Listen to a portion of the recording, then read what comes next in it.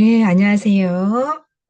네, 반갑습니다. 오늘도 지난 시간에 영아기에 이어서 유아기 개념을 좀 살펴보도록 하겠습니다. 자, 유아기라고 하는 시기는 우리가 2세부터 6세까지를 유아기라 하는데요. 취약정 아동을 우리 유아기라고 하면 되겠습니다. 그래서 뭐 우리가 학자에 따라서 뭐 이제 취약 전기, 그래서 학령 전기, 또 학령 후기 이렇게 나눌 수도 있는데요. 우리 이 시기에, 요 시기에는 유아기라고 하면 2세에서 6세까지로 단어를 정의를 한다라고 생각하시면 되겠습니다. 자, 이 시기에, 우리 교재는 263페이지입니다. 그래서 263페이지 참고하셔서 챕터는 10장이에요. 그래서 263페이지 보시면 유아기의 개념 나오시죠. 그래서 유아기에는 우리가 이제 2세부터 6세까지 초등학교에 입학하기 전 이 시기를 우리 유아기라고 한다라고 정의를 했고요. 자, 이 시기에 발달 단계는 영아기에 비해서 속도는 좀 많이 느려요. 그렇지만 다양한 신체 활동이 가능해지고, 다양한 경험, 연습, 이런 거를 통해서 점차적으로 분화가 되고 발달 상황이 점점 더 좋아진다라고 보시면 되겠습니다. 그래서 언어와 인지 발달 이런 것들이 이제 급속하게 이루어지면서 자신의 의사 표현, 적극적으로 표현을 하죠. 그리고 주변 사물에 대한 호기심과 관심이 많아지기 시작하는 때입니다.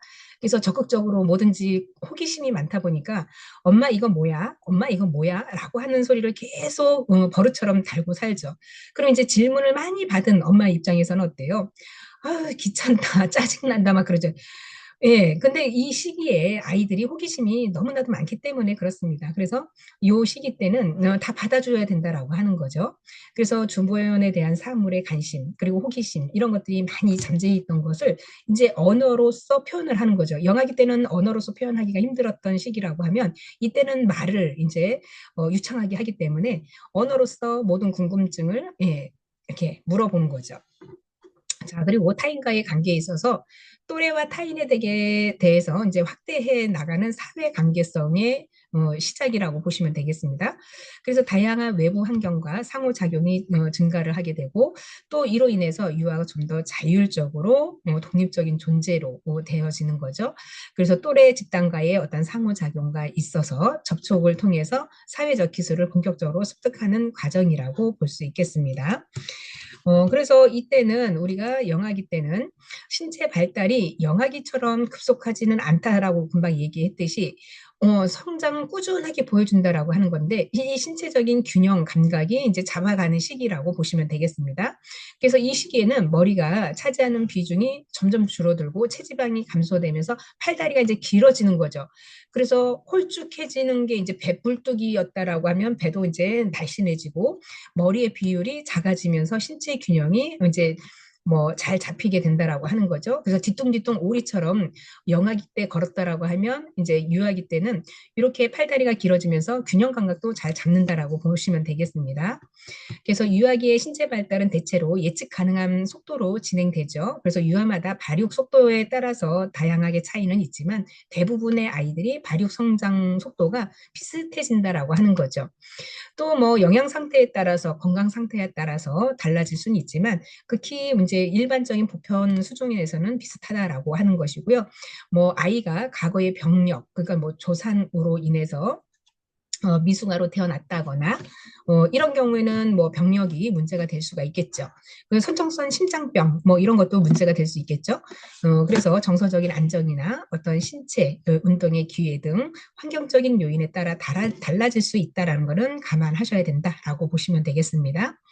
자, 골격도 이제 연골이 점차 경골로 변화된다라고 하는 것은 골격이 이제 단단하게 구체화되고 어, 잡혀간다라고 보는 거죠. 그걸 골화 작용이라 얘기하는데 빠른 속도로 변하게 되는 것이고 점점 단단해지는 거죠.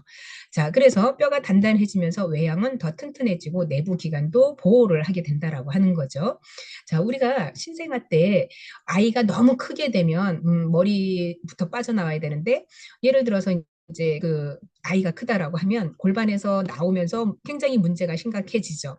그래서 정말 이제 머리가 빠져나왔으면 거의 이제 다 빠져나오는데도 불구하고 이제 몸이 튼튼한 아이들은 빠져나오기가 힘들게 되면 어쩔 수 없는 상황에서 여기 쇄골뼈 있죠. 여기를 골절을 시킵니다. 그래서 이렇게 뭐 우측이든 좌측이든 골절을 시켜서 먼저 어깨를 빼내고 하기도 하는데 이때는 아이들의 뼈가 굉장히 연화되어 있죠. 그래서 뼈가 연화되어 있다는 것은 금세 잘 부러지고 또 유연해지기 때문에 뼈가 부러졌다 하더라도 아이를 이후에 출생하고 나면 좀 단단하게 교정시켜주고 바로 이제 골화 작용에 있어서 뼈가 잘 붙는다라고 하는 것인데 이렇게 아이들의 뼈가 점점 자라면서 튼튼해지는 게 골화 작용으로 인해서 뼈의 성숙, 그래서 몸의 균형이나 운동 발달에도 중요한 역할을 하는 것이 바로 신체적인 발달이다라고 보시면 되겠고요.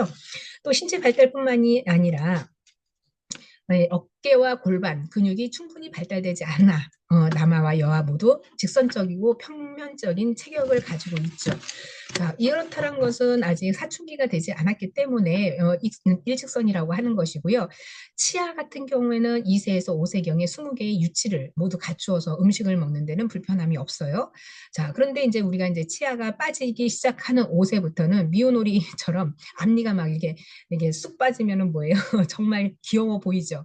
자, 이 시기부터는 영구치로 바뀌기 시작을 하는 시기라고 보시면 되는데 유아들이 신체적인 성장과 더불어서 근육 발달도 굉장히 활발해집니다. 그래서 이전에 할 수 없었던 여러 가지 복잡한 활동을 할 수 있죠. 예를 들면 뭐 우리가 걷기, 달리기, 올라가기, 뭐 뛰어내리기, 매달리기, 제자리 등 대근육 운동을 기술이 이렇게 능해지고 또 한 발로 뭐 이렇게 한 발 뛰기 이런 거 있었잖아요. 깨금뛰기라고 해야 되나요? 예, 이런 것들도 유아 시기 때는 이제 자유롭게 아이들이 할 수 있다라고 하는 신체 기능이 발달이 됩니다. 자, 소근육 발달도 급격히 이루어져서 우리가 젓가락 잡기 있잖아요. 이건 이제 소근육에서 하는 건데 소근육에서 할 때 우리가 이제 부모님이 이런 교육을 참 잘 시키죠. 그리고 이제 블록 쌓기라던가 그림 그리기, 옷 입히기, 벗기 뭐 이런 것들을 혼자서 이제 할 수 있는 수행의 단계가 된다라고 보는 거고요.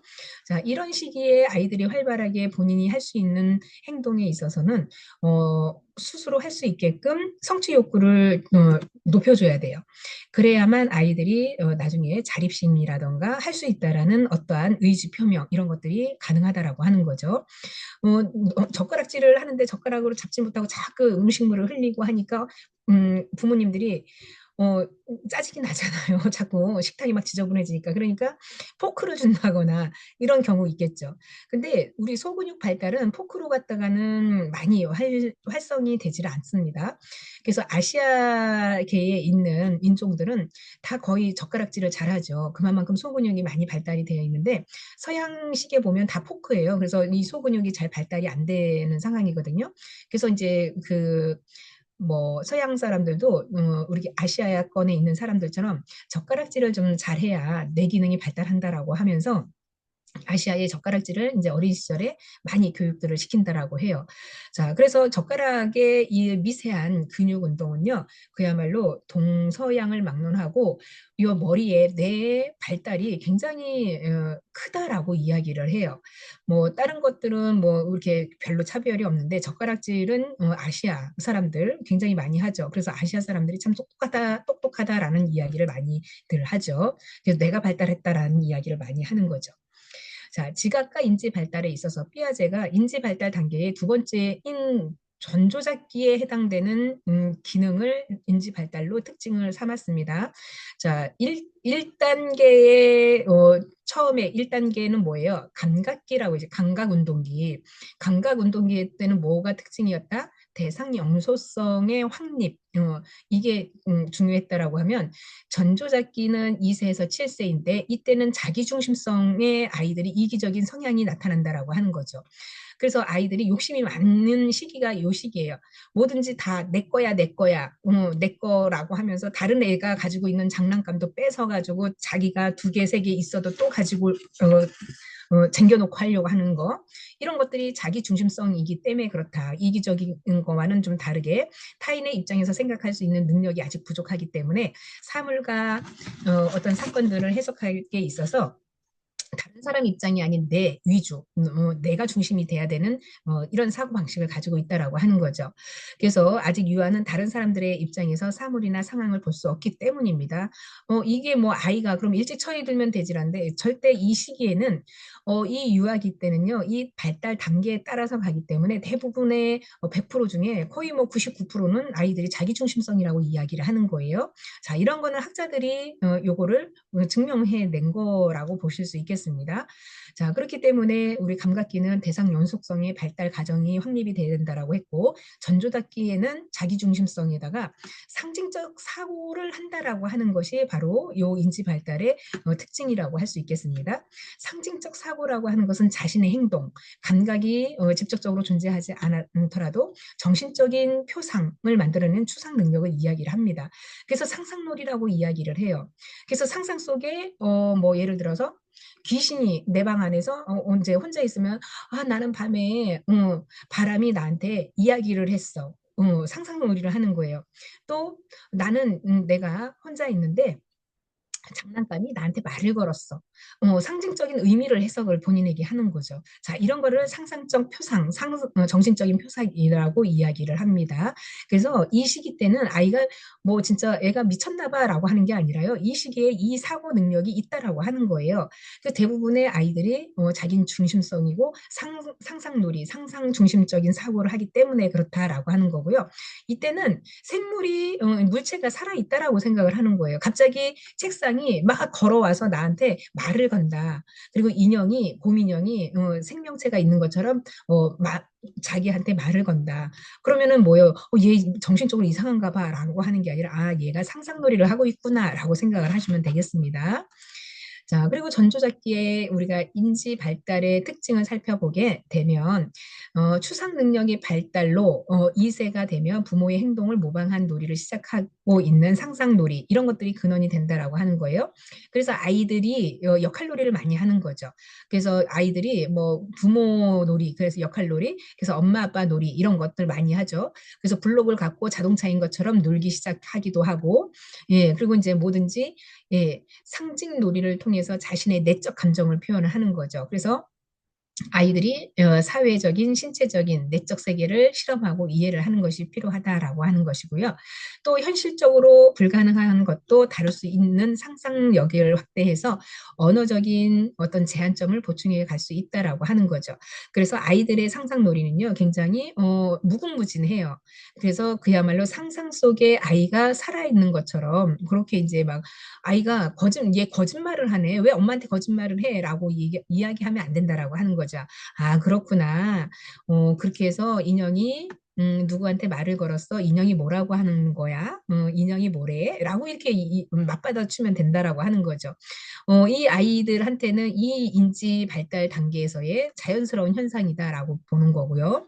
자, 또 우리가 전조잡기의 인지 발달의 특성을 보게 되면 물환론적인 사고 방식을 한다라고 하는 거예요. 그래서 무생물, 그러니까 생명이 없는 것에 생물이 있는 것처럼 살아 움직이고 있다라고 생각을 하는 거예요. 그러다 보니까 인지 미성숙의 결과라고 할 수 있는데 무생물의 소망, 감정 이런 살아있는 생물체의 특징을 가진다라는 믿음을 갖고 있습니다. 그래서 인형을 때리면 아플 거라고 생각을 하고 무생물에게 생명과 감정을 부여하는 것이라고 하는 거죠.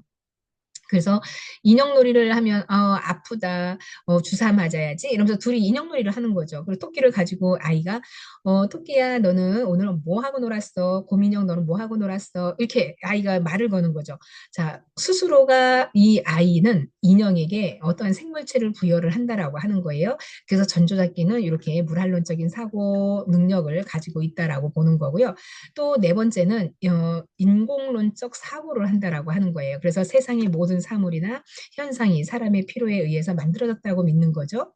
자, 그래서 우리 엄마 아빠는 세상에 못 해주는 게 없어 다 해준대. 우리 아빠는 내가 원하면 별도 따다 준대. 뭐 이런 식으로 있잖아요. 아이들이 부모에 대한 그 인공론적 사고를 가지고 있기 때문에 그렇다라고 하는 거예요. 그래서 유아는 해와 달이 우리를 비추기 위해서 사람들이 하늘에 만들어 두었다라고 믿고 하늘이 푸른 이유는 누군가가 파란색 물감을 하늘에 칠했을 거라고 하고 하기 때문이다라고 하는 믿음이 있다라고 하는 거죠.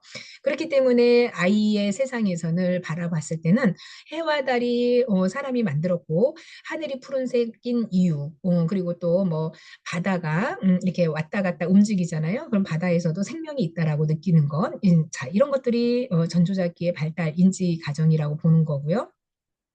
자, 다섯 번째는 전환적 사고를 하고 있는데 전반적인 상황이 고려 없이 개별 사건이나 사례를 바탕으로 상황을 추론하는 방식을 말하고 있습니다. 그래서 우리가 이제 어떤 그 연합적인 그 방법이나 귀납적으로 어떤 그 문제를 해결해 나가고 있을 때 유아는 자신의 경험한 몇 가지 사례를 바탕으로 일반적인 법칙이나 규칙을 도출하기보다는 개별적인 사건으로 어떠한 문제에 있어서 연관선을 단순히 추론시킨다라고 하는 거예요.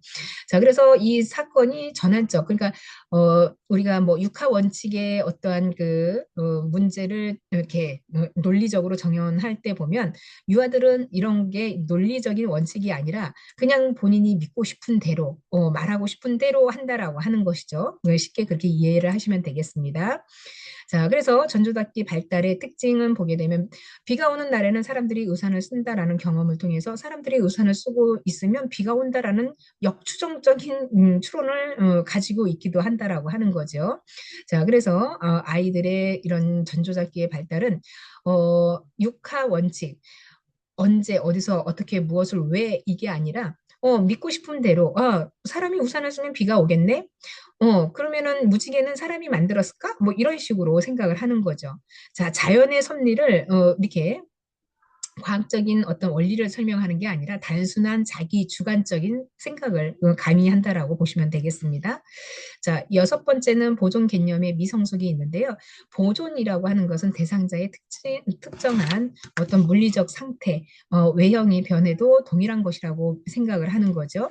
그래서 유아는 한 측면에서 초점을 맞춰 중심화로 보고 있고 다른 중요한 특징들은 무시한다라고 하는 거예요.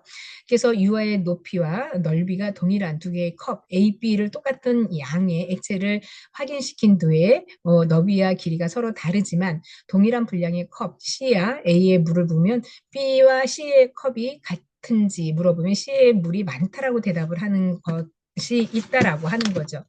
자, 보존 개념의 요거를 이제 잠깐 설명을 하자면, 예, 요만한, 자, 요만한, 예, 그림이 좀 잘못 그려지네요.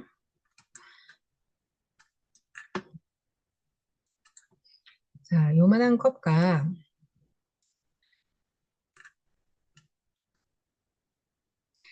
자, 이렇게 A와 B와 C컵이 있다라고 합시다. 자, A에 담은 이만큼의 물과 자, B에 이만큼 물과 자, C에 요만큼 물이 우리는 각자 체크를 했는데 이게 이제 100cc라고 합시다. 자, 100cc. 이것도 똑같은 100cc예요. 이것도 똑같은 100cc예요. 자, 이것도 똑같은 100cc라고 합시다. 그러면 우리는 여기에 주어진 컵에 100이라고 써 있으면 그릇에 이 그릇을 담는 비커 안에 똑같이 100이면 누가 봤을 때도 똑같은 용량이구나라고 하겠는데 아이 입장에서는 여기서 가장 많게 보이는 컵은 무슨 컵이냐고 물어보면 요거라고 얘기를 하는 거예요. 왜? 눈으로 많이 보여지니까. 근데 넓이와 부피를 측정을 하면 다 같은 원리인데, 그러면 요거는 얼만큼일까? 일단 요거는 조금이요. 라고 이야기를 하고, 요거는 뭐예요? 더 조금일 거라고 생각을 하는 거예요. 자, 그러니까, 이런 게 아이들의 입장에선 보존 개념에 대한 미성숙이 여기에 나타난다라고 하는 거죠. 자, 우리는 100cc라고 다 여기에 100cc의 물을 컵으로 옮겨놨을 때 이 정도의 수준이다라고 하면 용량은 똑같은데 이 그릇의 차이 때문에 눈높이로 봤을 때는 차이가 있어 보인다라고 합리적으로 우리는 이야기를 할 수 있죠. 근데 아이들은 이 컵이 똑같은 액체를 담가 놓고 있었을 때는 똑같은 쌍으로 똑같이 이렇게 얘랑 A하고 옆에 똑같이 했을 때, 자, 이거랑 이거랑은 어떠니? 라고 하면 이거는 똑같대. 근데 그 그릇의 크기를 이렇게 바꿔놨을 때는 아이들이 뭐예요? 이 컵에 그 양이 같지 않다라고 생각을 한다라고 하는 거죠. 자, 요거를 확립했다라고 하면은 보존 개념을 확립이라고 하는 것이고, 전조잡기. 그래서 결국에는 우리 2세에서 6세 이전의 아이들은 이 보존 개념에 미성숙이 있기 때문에 요거를 판단을 그렇게 한다라고 하는 측면입니다. 이제 좀 정확히 보존 개념에 대해서 좀 아셨죠? 예, 그렇게 보존 개념이라고 하는 것을 우리는 학습을 통해서 지금 알았습니다. 잘 기억해 두세요. 나중에 기말고사 시험에 나옵니다. 자, 그리고 자, 전조잡기에 이렇게 우리가 보존 개념에 관련된 아동기가 되면 거의 완벽하게 터득한다라고 하는 거예요. 그럼 전조잡기에서 구체적 조잡기에는 그러면은 완전히 터득하겠죠. 그러니까 그 나이대가 연령대가 올라가면 자연스럽게 터득하는 구체적 조작기에는 보존 개념 확립이 되겠죠. 자, 그리고 우리가 전조잡기에는 비가역적인 어떤 일이나 사건이 원래 상태로 돌아갈 수 없다는 생각을 하는 것이다라고 하는 것인데, 자, 유아는 바람 빠진 풍선을 다시 불어 커다란 풍선으로 되돌릴 수 있다고 생각하지 못한다라고 하는 거죠. 예를 들어서 풍선, 그냥 우리가 일반 부는 작은 풍선 말고요. 큰 에드벨론 같은 이런 큰 풍선이 있다라고 합시다. 자, 있다라고 하는데 여기에 고무 바람이 훅 빠져가지고 아주 쪼글쪼글 요만해졌어요. 자, 그러면 우리 아이들이 보존 개념이 아니라 비가역적인 이 상황에서 이거는 우리가 바람만 넣으면 언제든지 뭐예요? 가역적으로 다시 소생할 수 있다라고 보는 건데 이 아이 때, 전조잡기 때 아이들은 바람이 한번 빠지면 얘는 이제 계속 바람이 빠진 상태에서 그래서 더 살릴 수 없다라고 생각을 한다라고 하는 거죠. 자, 이게 바로 비가역적, 되돌릴 수 없다라는 생각을 하고 있다라고 하는 것이 특징이다. 그래서 우리가 이 나이 때는 대상에 대해서 일정한 특정한 어떤 그 범주를 나누는 분류 능력, 그리고 일정한 특징에 따라서 대상을 배열하는 연속성, 이런 것이 발달해 나가는 단계라고 보는 거예요. 그래서 실제 생각하고 있는 꿈의 실제 어른들에 의해서 부여된 규칙 이런 거를 맹목적으로 보충하는 타율적 도덕성이 특성을 가진다라고 하는 거죠. 타율적 도덕성이라고 하는 것은 너 오늘 이거 안 하면 엄마한테 그러니까 너 요거 예를 들어서 식탁 위에 밥을 편식하지 말라고 엄마가 요거를 이렇게 만들어 놨어요. 자, 요거 다 먹어야 돼. 이거 다 먹지 않으면 다음에 너 게임 뭐 안 보여줄 거야? 라고 하면 이 아이는 뭐예요? 엄마가 시킨 대로는 다 해야 돼. 그렇지 않으면 나는 그 만화를 볼 수 없거나 어떤 게임을 할 수 없는 거야. 자, 이게 이제 아이는 타율적인 도덕성. 그래서 요거는 이제 엄마와의 규칙이지만 예를 들면 아이가 예를 들어서 그건 조금 이따 얘기를 뭐 설화를 이야기를 해드릴 건데요. 예를 들면 이제 질서를 꼭 지켜 이제 여기 우리가 이제 횡단보도를 갈 때 신호등이 이렇게 세 개잖아요. 그러면은 아이들이 어린이집에서 배울 때, 자, 우리는 신호등에 언제 지나가야 돼요? 예. 신호등이 초록색 불이 여기서 밑에서 이제 사람이 이렇게 그림이 있으면 사람이 걸어가는 그림이 이렇게 있을 때 걸어가야 되는데 자, 바쁜 사람은 초록색이 아니라 여기에서 황색불이 딱 바뀌는 순간 확 튀어나가거나 바쁜 사람은 신호등을 무시하고 막 갈 수도 있죠. 그러면 우리 성인들은 신호등을 무시해서 가면 아, 저 사람 좀 바쁜가 보다라고 생각을 하는데 이 아이 입장에서는 뭐예요? 저 사람은 신호등을 어겼으니까 신호등을 어기는 사람은 벌을 받아야 돼라고 하는 이런 규율적인 것만 생각한다라고 하는 게 특징이라고 하는 거예요. 그래서 이때는 좋고 나쁨을 타율적인 도덕성을 비추어서 규칙에 맹목적으로 복종하는 것이 이 시기에 발달을 한다라고 보는 거죠. 그러니까 저 사람이 바쁘건 말건 무조건 규칙이라는 것을 지켜야 된다라고 하는 이 복종이 해야 된다라는 것이 바로 요 전조잡기의 특성이라고 보시면 되겠습니다. 이해되셨죠? 그러니까 타인에 의한 도덕적인 부분이 굉장히 크게 작용을 한다라고 보는 거고요. 이 아이가 점점 크면 클수록 타인의 어떠한 도덕적인 그 규율 이런 것들은 이제 자율적인 어떤 의사 표현으로 바뀐다라고 보는 거예요. 자, 이 시기 때는 도덕적인 부분이 굉장히 타율적이다라고 알고 계시면 될 것 같고요. 자, 언어 발달에서도 우리가 유아기에는 활발한 언어 획득과 발달이 이루어지는 시기라고 보시면 되겠습니다. 그래서 언어를 우리가 사회적 상호작용의 도구로 적극적으로 사용하기 시작하는 시기다라고 볼 수 있는데 이 시기에는 타인의 말 이런 것을 이해할 수 있는 능력이 증가하고 어휘의 문장이 증가가 된다라고 보시면 되겠어요. 그래서 의사소통에 있어서 원활하게 의사소통이 가능하다. 그리고 자기의 생각과 말을 충분히 다른 사람에게 의사소통이 가능하기 때문에 주거니 받거니 이제 말의 어떤 요지나 이런 것들이 캐치를 할 수 있다라고 하는 거죠. 그래서 유아의 본격적인 언어 획득은 생후 9개월부터 시작이 되는데 만 2세가 되면 언어 획득의 가도기를 거쳐서 진행되고 또 이 가도기에는 엄마 아빠 외의 단어가 한 단어 두 단어 정도는 예, 사용을 하는데요. 2세 이후부터 말할 수 있는 어휘가 풍부해지고 증가하기 때문에 명사의 확장이나 동사의 확장이 두드러지게 많이 나타납니다. 그러면은 엄마 아빠 얘기 그리고 이제 맘마 이렇게 하잖아요. 그러면은 이 시기에 2살에서 6살 사이에는 엄마 배고파 이런 말을 쓰고 밥 주세요. 그리고 뭐가 재미있으면 엄마 장난감 놀이 재미있어요. 이렇게 이야기를 한다라고 하는 거죠. 그 정도로 어휘력이 굉장히 발달을 하는 시기가 이 유아기 때라고 보시면 되겠습니다. 자, 그래서 3, 4세가 되면 주어, 목적어, 동사로 이루어진 기본 문장 이런 것들을 만들 수 있고 5세, 6세가 되면 6개에서 7개의 단어를 사용해서 문장을 활용할 수 있다라고 하는 거죠. 그래서 유아기의 언어 능력이 발달은 영아기에 비해서 의사소통이 보다 효율적으로 이루어질 수 있기 때문에 어떠한 문장이든 소화가 가능하고 자기중심적인 사고에서 자기중심적인 언어의 굉장히 표현력이 많다라고 보는 거죠. 그리고 이제 이때 되면 아이들이 나름대로 자기가 잘못된 어떤 문제가 있다라고 거짓말도 하는 시기가 바로 이 시기라고 하는 거예요. 왜? 자기 중심적인 언어 표현이 많아지기 때문이다라고 보시면 되겠습니다.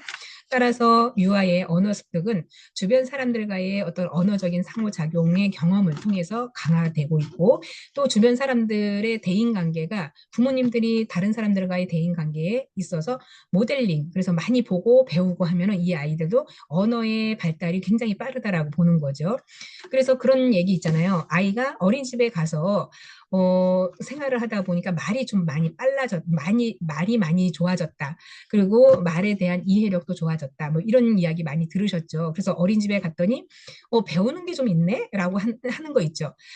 그래서 또래들과의 어떠한 대화 그리고 얘네들이 주의식증을 많이 한다라고 하는 거예요. 그래서 아이들과의 놀이 문화에서도 상당 부분 언어 어휘들이 발달이 되고 거기에서 학습 능력이 좋아진다라고 보는 겁니다.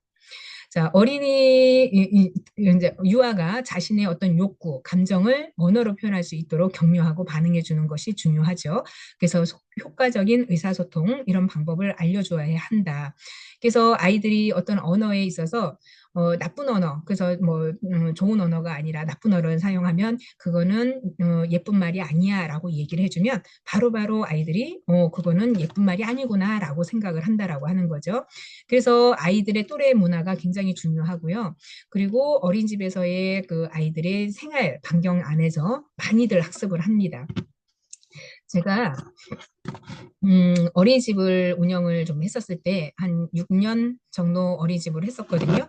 어린이집을 하다 보니까 다양한 가정의 아이들이 많이 오잖아요. 맞벌이 가정도 오고 외벌이 가정도 오고 다문화 가정의 아이들도 오고 또 거기에 따라서 부모들의 어떤 소득 수준이라던가 생활 수준 이런 것들이 아이들의 특성을 많이 반영을 하더라고요. 결국에는. 그래서 예를 들면 이제 맞벌이 같은 경우에 가정들을 보면 아이가 하루 종일 어린이집에 있어야 돼요. 그래서 아침에 뭐 어머님이 출근이 뭐 9시다라고 하면 보통 이제 집에서 나오는 시간이 8시이거나 뭐 이렇게 이제 출근 시간이 되면 8시부터 아이를 준비를 해서 어린이집에 데리고 오면 그 시간부터 시작해서 보육을 6시까지 보통 이제 종일반에 오게 되는데요. 이 아이가 하루 종일 교사하고 본인 또래들하고 생활하는 거에 비하면 거의 뭐 그 제2의 육아 만마 육아에 대한 것을 어린이집에서 한다라고 보면 돼요. 그러면 이 아이는 다른 아이들보다 사회성이라던가 이런 것들이 좀 빨라집니다. 근데 전적으로 어머니들이 집에서 아이를 보육하는 아이들은 아무래도 엄마하고의 둘만이 집에서 공간에 있다 보니까 발달 수준이 좀 약한 거는 사실입니다.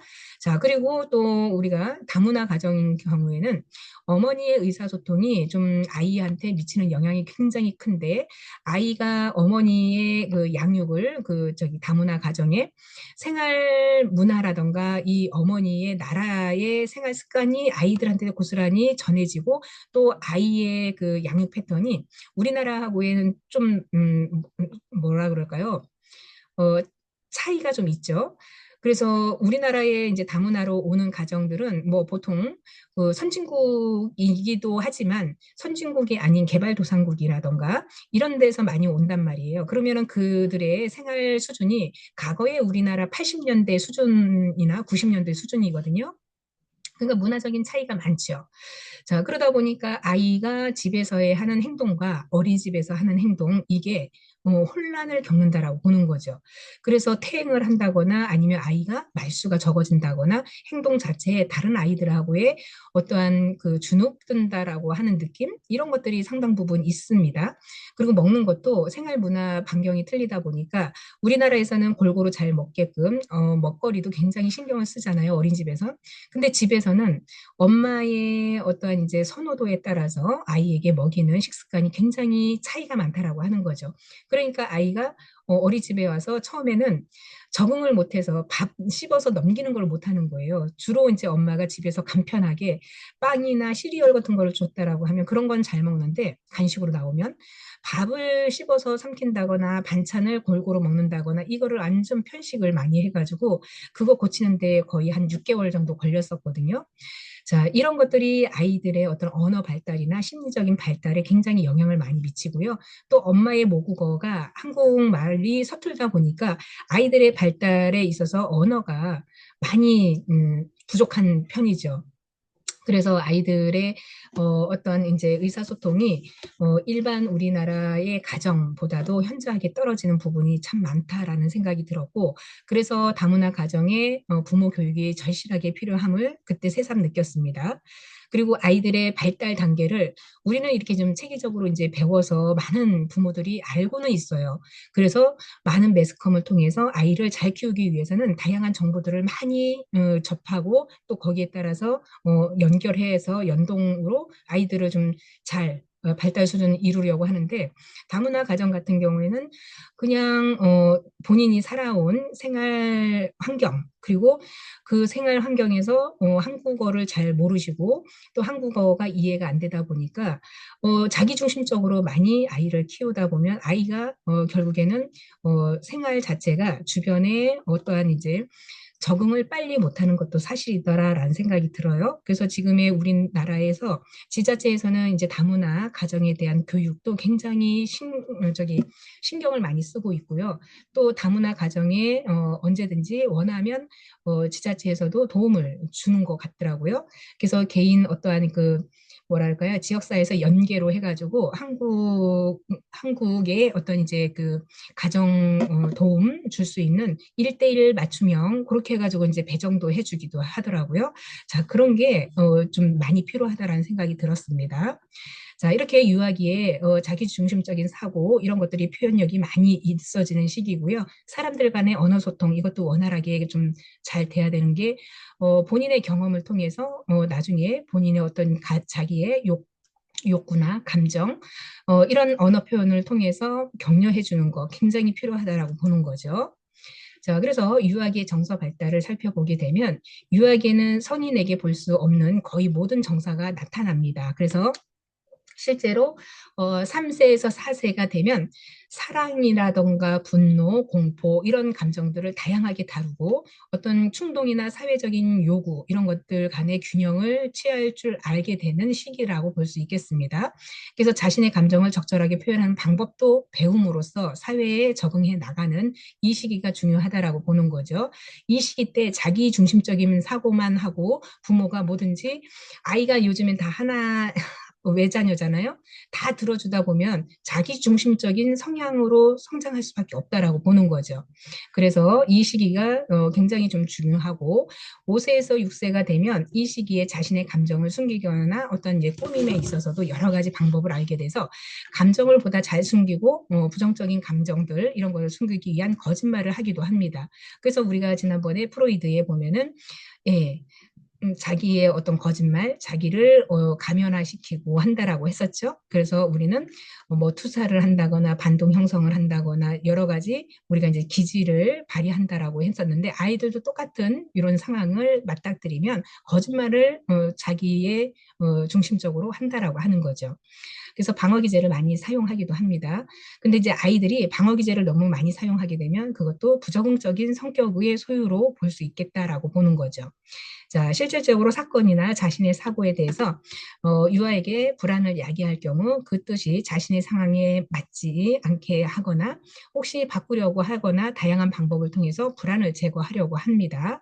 그래서 유아의 자신의 감정, 정서 표현이 주변 사람들에게 어떤 영향을 미치는지 서서히 알아가고 또 자신의 감정뿐 아니라 타인의 감정까지도 배려하는 능력도 향상시키는 정서 발달을 골고루 발달시켜야 된다라고 하는 것이 유아기의 발달 심리라고 보는 거고요. 자, 우리가 적절한 감정을 조절하는 법을 습득하는 것은 이후에 많은 대인 관계를 할 때 굉장히 중요한 역할을 차지합니다. 그래서 주변 사람들의 반응에 대해서 거짓말을 많이 하게 되면 그 자리에서 즉답을 해줘야 되는 게 사실입니다. 그래서 거짓말을 이제 이렇게 모르는 척 넘어갈 수도 있는데 상황에 따라서는 어떠한 그 거짓말의 빈도라던가 이런 게 있으면 아이한테 정확하게 그거를 거짓말은 하는 것은 나쁜 짓이야 라고 아이에게 직접적으로 이야기해 주는 게 중요합니다. 자, 부모가 유아의 부정적인 감정을 이해하고 공감하면서 공격적인 행동 대신 언어로 표현하도록 격려를 해야 되는 거죠. 예전 같으면 우리가 아이들이 말을 안 들으면 쉽게 우리가 이제 그 매를 들기도 하죠. 그래서 뭐 사랑의 매라고 이야기를 하긴 하지만 지금은 그 사랑의 매도 언어로 표현하라라고 하는 거예요. 그래서 부정적인 감정에도 불구하고 해서는 안 되는 행동에 대해서는 분명한 제한선을 제시해주고 타임아웃제 같은 거를 제도를 적극적으로 활용하라고 하는 거죠. 그래서 이런 것들을 제시해주면서 감정 조율에 도움이 될 수 있게끔 해준다라고 하는 거죠. 그래서 우리가 예전에 우리 아이가 달라졌어요라고 하는 프로그램을 보셨으면 아이가 잘못한 행동에 대해서는 생각 의자라고 하는 거 들어보셨죠? 아이가 뭘 잘못했는지 스스로가 반성하고 성찰하라고 생각 의자에 5분 앉아 있어라고 하면서 너가 뭘 잘못했는지 생각해봐라고 하면서 예, 아주 좋은 훈육 방법이 될 수 있겠죠.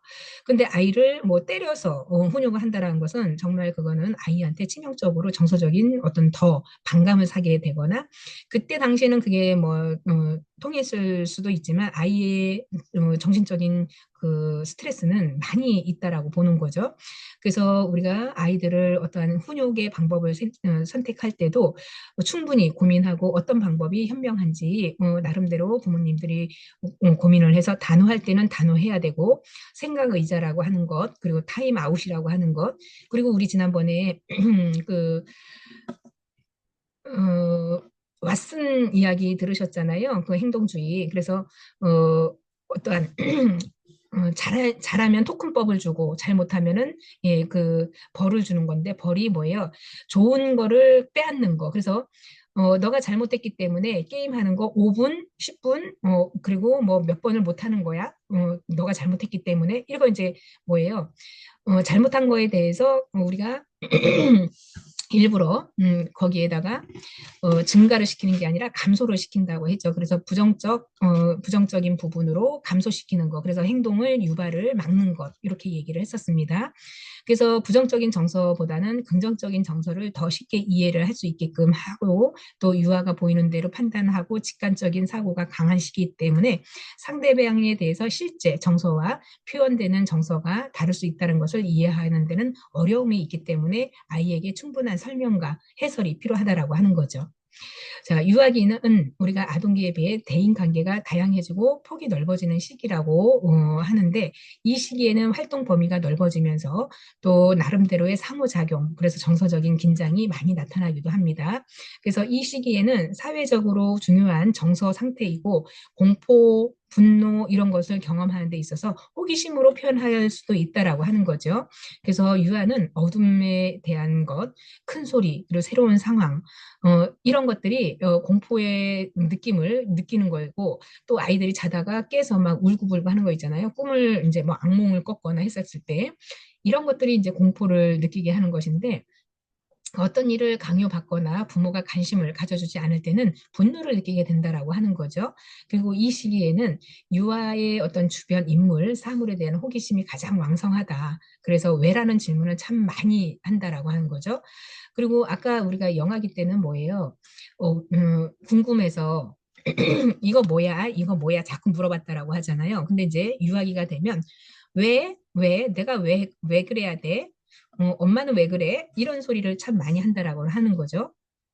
자, 그래서 이런 것들은 호기심, 굉장히 많이 자극을 한다라고 하는 거죠. 그 원리를 이제 알려주셔야 된다라고 하는 겁니다.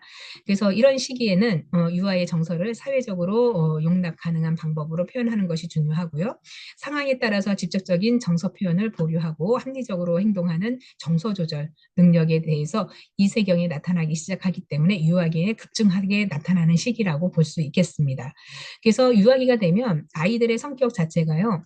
어른의 생각을 다 이해하진 못하지만 원리는 이제 안다라고 하는 거예요. 그래서 좌절 상황이나 유아의 즉각적인 보상 뭐 이런 거 받는 대신에 이를 지연시켜 주거나 나중에 큰 보상을 받을 만한 어떤 만족스러운 지연을 함으로써 정서 조절을 하게 되는데, 성인이 어떤 도움이 있다면 대부분의 유아는 만족 지연 상황을 잘 견딜 수 있다라고 하는 거죠. 엄마가 10번 자면 너가 이거 다 하면 해줄게라고 하면은 더 큰 기대를 가지고 있다라고 하는 거죠. 그래서 막 하루 이틀 이제 막 세는 거예요, 숫자를. 그래서 그 약속을 딱 지켜야지, 그렇지 않으면 아이의 실망감은 엄청나게 크다라고 하는 거죠. 그만큼 좌절이 크다라고 보는 거예요. 자, 그래서 성인이 없는 상황에서의 만족 지원은 아동 중기가 되어서 비로소 가능해진다라고 보는 거고요. 자, 자아 개념과 자아 존중감인데요. 자아 개념에서 개인의 인식하는 자신의 특성, 그래서 신체적인 특성, 능력, 가치관, 지위와 역할 이런 것들이 포함되기도 합니다. 그래서 유아기에는 자아 개념이 형성하는 시기가 바로 이 시기다. 그래서 나는 착하다 또는 나쁘다와 같은 자신의 긍정적인 또는 부정적인 인식으로 기초적인 틀을 형성하게 되고, 자아 개념에 있어서 아동기를 거쳐서 더욱 구체적이고 객관적으로 완성되는 시기다라고 보는 거죠. 자, 유아기에 우리가 어떠한 자아 개념에 있어서의 제한된 인식이라고 볼 수는 있지만, 성장하면서 좀 더 세분화되고 복잡한 것이 바로 자아 개념의 틀이라고 보시면 되겠습니다. 그래서 2세 정도가 되면 자아 인식이 형성되기 시작하기 때문에 3, 4세가 되면 내 장난감에서 이제 우리 엄마, 아빠, 우리 집이라고 하는 소유의 개념으로 나타난다라고 하는 거죠. 이거 내 거야 했던 시기가 이 시기가 되면 우리라는 어떠한 소유의 개념을 가장 많이 쓴다라고 하는 거고요. 또 소유의 개념의 표현은 자아에 대한 인식이 자신에게 속한 물건까지도 확대되는 과정이라고 하는 것이고, 4세, 5세가 되면 유아는 자신의 생각에 대해서 말하기 시작한다라고 했잖아요. 그래서 폭발적인 언어 사용이 일어나기 시작하는 있는 시기다라고 보는 거고, 그래서 뭐 단어를 연결해서 쓰는데 다섯 여섯 단어를 연결해서 문장을 완성한다라고 보는 거죠. 그래서 생각이나 감정, 숨기거나 또는 포장하는 초보적인 자인지 또는 통제 능력도 나타난다. 그래서 이 시기에는 거짓말도 할 수 있다라고 보는 거고요. 자, 5, 7세가 되면 체격이나 연령, 성별 이런 거를 포함해서 다양한 측면에서 자신을 구체적으로 설명할 수 있게 됩니다. 그래서 자기 자신을 어디 가서 이제 너 누구니 이러면 저는요 누구입니다 라고 이야기를 하는 거죠. 이름이 이제 너 뭐니 이러면 저는 몇 살이에요. 이름은 뭐예요? 라고 이제 설명을 할 수 있다라고 보는 거죠. 자, 이렇게 자아 개념의 발달 단계에 따라서 지속적으로 변하는데 유아의 성장 과정과 어떤 사회적 경험을 하는지에 따라서 자아 개념 형성에 지속적으로 영향을 받습니다. 그렇기 때문에 어른들의 그 양육 패턴이 굉장히 중요하다라고 보는 거죠. 그 유아기의 긍정적인 자아 개념을 발달시키는 방법에 있어서는 첫 번째 자신을 둘러싼 환경, 복잡함을 이해하고 무엇이 옳고 그른지를 스스로 결정해야 하는 자신의 행동에 대한 책임감을 가져야 하는 것이 바로 유아기의 개념에 대한 발달 방법입니다. 두 번째는 자신의 어떠한 타인이 자신에게 가지고 있는 기대를 인지하고 타인을 공감하며 본인의 행동을 통제할 줄 알아야 한다라고 하는 거죠. 그래서 부모님이 내가 이거 하면은 싫어할 거야 라고 하는 거, 또 내가 친구의 장난감을 뺏으면 친구가 슬퍼할 거야 라고 하는 거. 자, 이런 것들은 이제 타인의 공감을 본인이 타인의 감정까지도 이제 생각할 수 있는 이런 게 이제 필요하다라고 하는 거죠. 그래서 자아 통제에 있어서 주변 환경의 요구에 따라서 자신의 행동을 스스로 조절하고 제어하면서 사회적인 바람직한 행동으로 하는 능력이 이때 생기기 시작한다라고 하는 겁니다. 그래서 우리가 이제 자아에 있어서의 통제력은 쉽게 얘기하면 대소변 훈련이 시작된다라고 하는 거죠. 그러면 프로이드에 있어서 이 대소변의 훈련은 뭐예요? 프로이는 학문기가 있었죠. 유아기가 되면은 아이들이 뭐예요? 학문기적인 성격 보유를 가지고 있다라고 했잖아요. 그래서 개인의 자율성, 사회적인 요구 간의 갈등 이런 것들을 처음 경험하는 사건이라고 하는 거죠. 그래서 이 시기에는 성공적으로 해결하는 것이 자아 통제에 대한 발달이 상당 부분 확장된다라고 보는 거예요. 그래서 이 시기 때는 이제 우리가 보통 보면은 자아 통제라고 하는 것은 본인이 힘을 줄 때 힘을 주고 또 보유하고 있을 때 보유를 주고 이런 것들을 해결해 나가는 거. 그래서 스스로가 할 수 있는 능력 이런 것들을 발달시키는 시기라고 보는 건데 자아 존재감도 함께 발달한다라고 하는 것이고 또 자아 존중감은 자기 자신 그리고 자신의 어떤 능력 이런 거를 보다 포괄적으로 평가를 하는 것에 의미를 둔다라고 하는 것이고요. 또 유아기의 자기의 대한 인식 또는 자신을 이해하면서 자아 개념에 대해서 형성해 가는 과정에 있어서 자신이 가진 특징 이런 것들을 평가하기 시작한다라고 하는 거죠. 그래서 본인이 잘하는 거, 그 좋아하는 거, 싫어하는 거 분명하게 이제 선을 긋고 말해줄 수 있다라고 보는 거죠. 자, 그래서 일반적으로 자아 존중감이 높은 유아는 자기 자신을 사랑한다라고 하고 또 자신의 장점, 단점을 파악하고 장점은 강화하고 단점은 극복하려고 노력을 한다. 근데 이제 뭐 이렇게 우리가 언어로서 학습을 하지만요. 사실 이 시기에도 우리가 봤을 때는 다 애기잖아요. 그래서 이때도 아직 철이 없다라고 생각을 하는데 하여튼 뭐 우리가 사회 발달에 유아기 발달에서는 이렇게 이 극복하려고 하는 노력 이런 것들이 이제 유아기의 과정이다라고 그냥 알고 가시면 될 것 같습니다.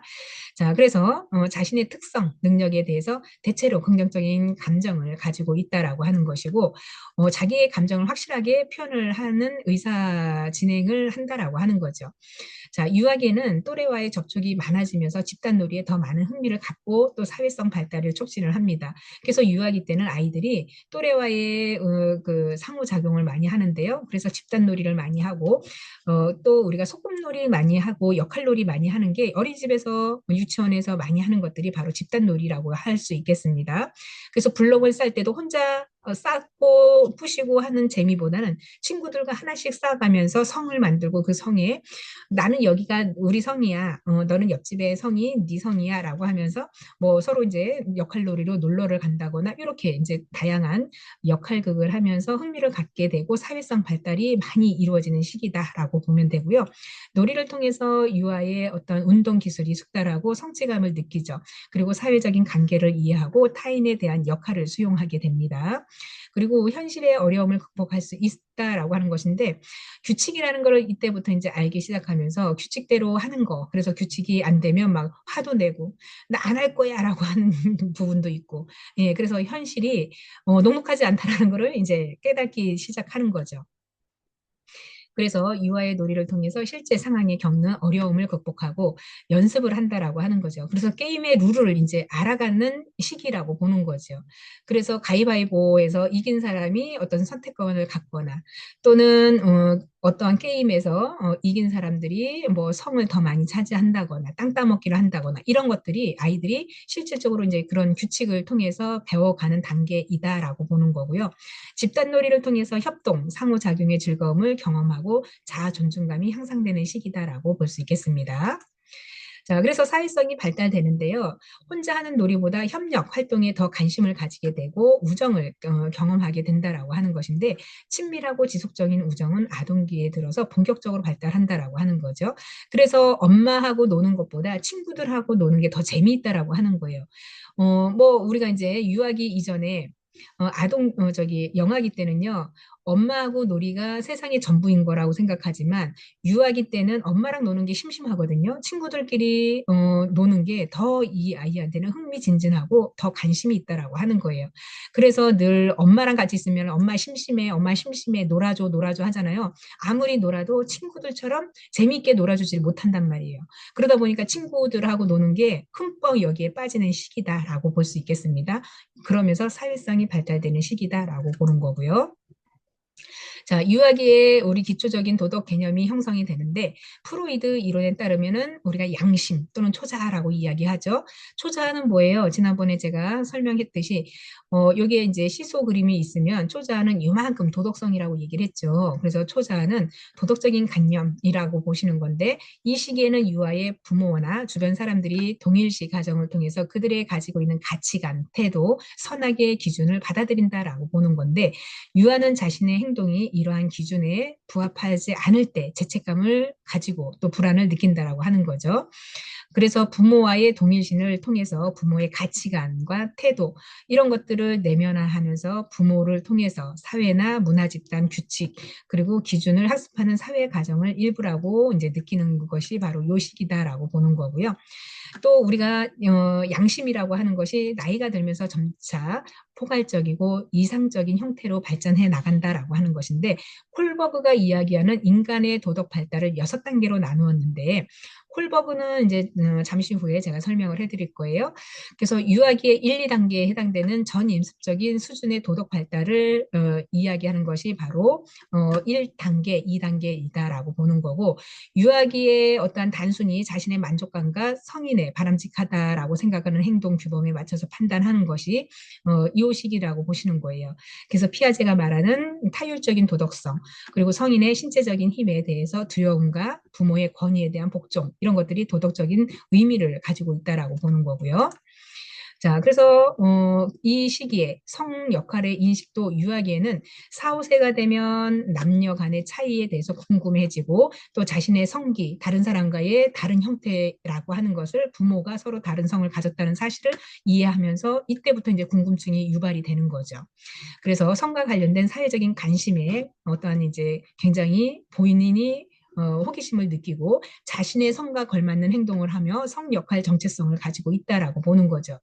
자, 그래서 이 시기에는 동성 친구와 어울리면서 성에 맞는 옷, 놀이, 직업, 사회적인 기대에 의식하고 이에 맞춰서 행동하려고 노력을 합니다. 그래서 성 역할의 내면화에 어떤 특정 문화에서 남성과 여성에 적합하다고 여겨지는 행동, 태도, 가치관을 습득하는 과정을 의미를 하죠. 그래서 유아는 부모로부터 학습한 성 역할에 대한 기대, 문화적인 기준을 내면화해서 또래 관계에서의 어떠한 그 내면적인 부분을 성 역할을 통해서 이를 적용하려고 노력을 한다라고 하는 거죠.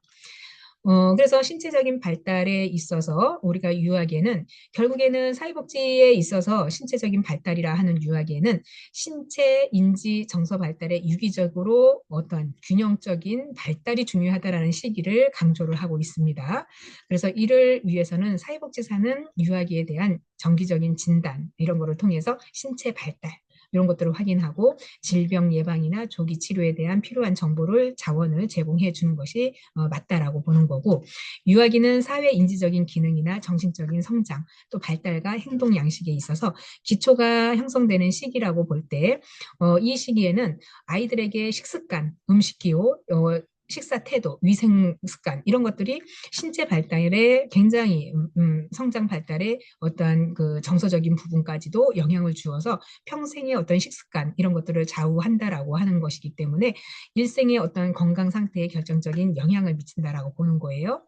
그래서 우리는 사회복지사는 주요 양육자인 부모에게 아이에게 충분한 영양 공급 그리고 규칙적인 생활 습관, 질병 예방 또 치료에 관한 섬세한 보호를 하도록 유아기 발달이나 영양에 관한 교육 프로그램들을 진행할 수 있는 것이 사회복지사가 할 일이다라고 보는 거고요. 또한 우리가 양육자가 유아의 어떤 제대로 보호하지 못할 경우에 발달 상황을 점검을 하고 지자체 도움 연결하는 것이 필요하겠죠. 그리고 보육기관에서도 우리가 유아에게 적절한 영양을 공급하고 질병을 예방하도록 도와주는 것, 그리고 어떤 이제 유아의 운동성 발달과 함께 호기심이 왕성해졌을 때 안전사고의 위험에 노출되기 않기 때문에 이런 것들의 안전에 대한 관심이 높아져야 된다라고 하는 것과 주변 환경에 대해서 이해 부족으로 인해서 위험을 제대로 인지하지 못하기 때문에 사회복지사는 각종 안전사고를 조기에 예방할 수 있도록 철저하게 안전점검을 실시를 해야 하고요. 또 유아에게 지속적으로 안전교육을 통해서 사고 예방에 힘써야 된다라고 하는 측면이 있습니다. 심리적인 발달은요, 다음 장에서 연결해서 우리가 학습하도록 하겠습니다. 수고 많으셨습니다.